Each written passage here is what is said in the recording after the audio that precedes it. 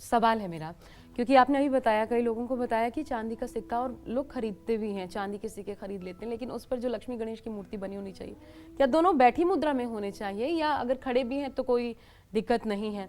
और दूसरा, घर पे भी अगर विग्रह है लक्ष्मी माता का या फोटो फ्रेम है, तो वो स्टैंडिंग पोजीशन में है चलेगा या सिटिंग पोजीशन में होना चाहिए? देखो, घर में महालक्ष्मी का अस्थायी वास होना चाहिए, इसलिए कमल पर बैठी हुई महालक्ष्मी होना चाहिए। उनके चरण दिखाई नहीं देने चाहिए, वो इस तरह से बैठी हों कि उनके चरण नहीं दिखाई देना चाहिए। कुछ जगह लक्ष्मी की ऐसी प्रतिमाएं मिल रही हैं जहाँ की वो सिंहासन पर बैठी हुई हैं और एक पैर उन्होंने ऊपर रखा हुआ है, एक पैर नीचे है और एक पैर पूरा दिखाई देता है। ऐसी प्रतिमाएं व्यावसायिक स्थल पर तो रखी जा सकती हैं, लेकिन ऐसी प्रतिमाओं को घर में नहीं रखना चाहिए। घर में कमल वासिनी लक्ष्मी की प्रतिमा रखनी चाहिए, जिनके दोनों पैर न दिखाई देते हों ऐसी लक्ष्मी की प्रतिमा रखनी चाहिए। जिनके हाथ से सिक्का किसी पात्र में गिर रहा हो ऐसी लक्ष्मी का चित्र रखना चाहिए। दोनों तरफ से हाथियाँ हों, दोनों तरफ से हाथी हों, ऐसा भी चित्र लगाया जा सकता है। लेकिन ध्यान रखें, व्यावसायिक स्थल पर कमल के फूल पर खड़ी हुई लक्ष्मी का चित्र आप लगा सकते हैं व्यावसायिक स्थल पर, जहां आपका आजीविका, जहां से आपकी आजीविका चलती है। लेकिन जहां से आपका जीवन चलता है, जो प्रसूति पिंड जिसको कहते हैं, जहां बच्चे पैदा होते हैं और जहां संस्कार आदि क्रियाएं होती हैं, जहां रोटी खाई जाती है, उस जगह पर बैठी हुई लक्ष्मी का ही चित्र होना चाहिए। और लक्ष्मी जी के साथ गणेश जी होने चाहिए? लक्ष्मी जी के साथ गणेश जी का तो चित्र होना ही चाहिए। लक्ष्मी गणेश की पूजा तो होनी ही चाहिए। ऐसे भी बहुत लेकिन खूबसूरत, हाँ। दूसरे दिन आप लक्ष्मी गणेश की स्थापना नहीं कर सकते हैं। ये केवल धनतेरस और दीपावली पर ही आप लक्ष्मी गणेश की स्थापना करेंगे, वही लक्ष्मी गणेश आपके लिए हर समय पूजनीय वंदनीय होंगे। तो एकमात्र अगर ऐसा फोटो फ्रेम है जिसमें सिर्फ लक्ष्मी जी हैं, तो वो नहीं रखना चाहिए? बिल्कुल रखना चाहिए, बिल्कुल रखना चाहिए। और घर के मुख्य गेट पर बाहर की ओर दृष्टि रखे हुए गणेश जी क्या रखे जा सकते हैं? हाँ, रखे जा सकते हैं। गणेश जी बाहर, जैसे किसी का दक्षिण मुख द्वार है, कोई द्वार दक्षिण मुख है, चाहे वो मंदिर का द्वार हो, चाहे वो मतलब कि घर का द्वार हो, दक्षिण दिशा में है, तो चौखट के ऊपर जहाँ से हम प्रवेश करते हैं, वहाँ गणेश जी की एक सुनहले रंग की प्रतिमा जो है दीवार में लगवानी चाहिए, या टाइल्स पर भी अगर बने हुए गणेश हों तो उनको लगवाना चाहिए, और अंदर से भी लगवाना चाहिए, क्योंकि गणेश की पीठ की तरफ जो है दरिद्र होता है। क्या होता है? दरिद्र होता है। गणेश जी की पीठ की तरफ दरिद्र होता है। तो अगर आगे लगा देंगे और पीछे नहीं लगाएंगे तो घर के अंदर दरिद्र का वास हो जाएगा। इसलिए अंदर से भी एक प्रतिमा लगानी चाहिए, जो निकलते समय सामने रहे और फिर आते समय सामने रहे।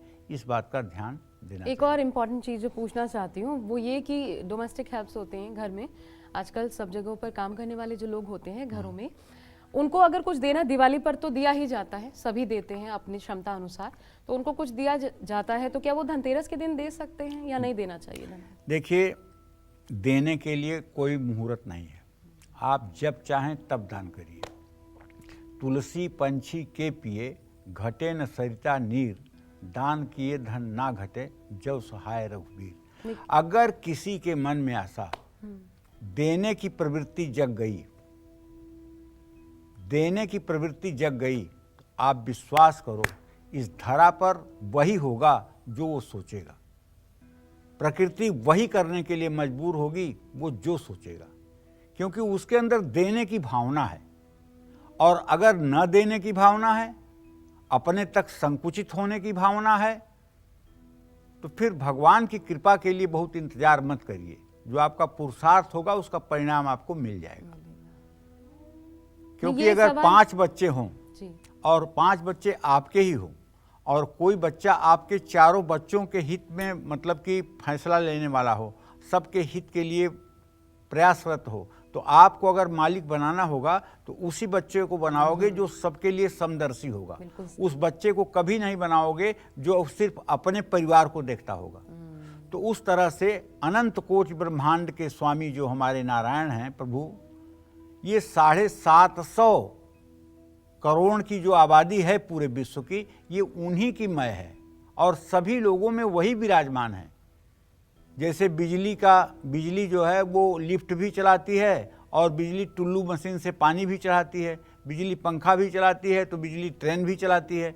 तो जिस तरह से बिजली की शक्ति पर आज पूरा मानव समाज निर्भर है ना, इसी तरह से ये ईश्वर जो है 750 करोड़ लोगों के अंदर समान रूप से विद्यमान है। चाहे जिसकी जो उपासना पद्धति हो, जो पूजा पद्धति हो, लेकिन अंत में उसी ईश्वर के ही पास जाएंगे, उसी भगवान के ही पास जाना है सबको, इसमें कोई दो राय नहीं है। भ्रमित होइए, कनॉट प्लेस जाने के 10 रास्ते हो सकते हैं दिल्ली से, लेकिन जाएंगे आप अंत में कनॉट प्लेस से ही अगर जाना है तो वहीं जाएंगे।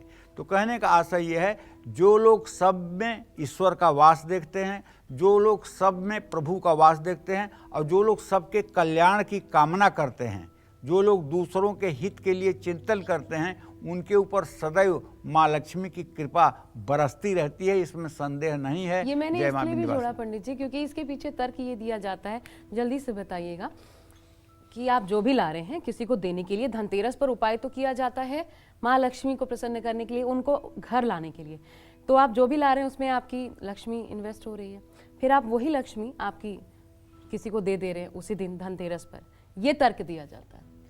बेटा देखो, सबसे बड़ी बात मैं बताऊं कि ये तो धन का दान है। हाँ।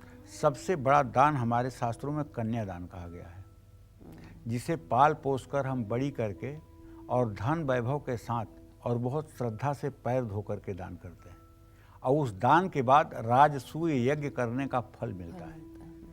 अगर आपके पास खाने के लिए एक रोटी है और कोई भूखा आपके सामने आ गया, आप उस रोटी को उसे पवा दीजिए, उसके बाद आप अपने अंदर महसूस करिए जैसे कोट जन्मों तक आप संतुष्ट हैं और भूखे नहीं हैं।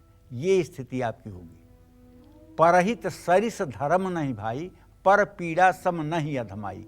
अगर कोई ज़रूरतमंद है और उसकी दिवाली या उसका धनतेरस खराब होने जा रहा है, और आपके थोड़े से सहयोग से उसके दिवाली, उसके घर में रंग आ सकता है, तो आपको ये पुरुषार्थ जरूर करना चाहिए। इससे लक्ष्मी नाराज नहीं होंगी, ये दुरुपयोग नहीं होगा, ये सदुपयोग होगा। जय माँ विंध्यवासिनी। अच्छा मन हो तो सब शुभ ही शुभ है।